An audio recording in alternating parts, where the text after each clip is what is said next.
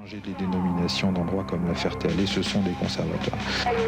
Et voilà ce qui fait donc, il y a beaucoup de gens qui s'essuient les yeux après le passage du Concorde et de la patrouille de France à la Ferté-Alais, parce que c'est vraiment, je crois que dans les spectacles aériens, il est difficile de trouver beaucoup plus beau. On a beaucoup parlé évidemment, on a beaucoup épilogué sur les présentations d'avions de ligne en meeting. Je pense qu'il n'y en aura plus.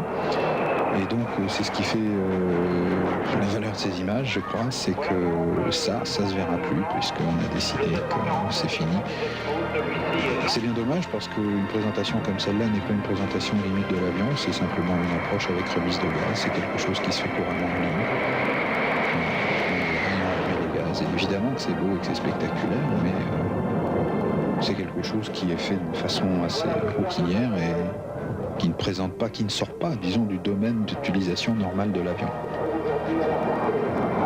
Voilà donc des passages à vitesse relativement réduite, de l'ordre de 240-250 nœuds, puisque la visière est baissée, on le voit devant.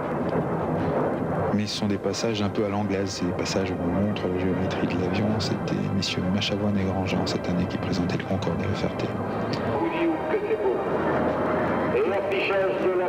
Et là on va voir de nouveau une remise de gaz tout à fait au standard. En fait en ligne on fait la remise de gaz beaucoup plus bas que ça.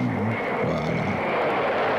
Remise de gaz et comme l'avion en plus est léger, qu'il a pratiquement pas de carburant à bord, il a un rapport poids-poussée qui est phénoménal. On n'a pas le temps d'amener les manettes de gaz à buter avant que l'avion est déjà reparti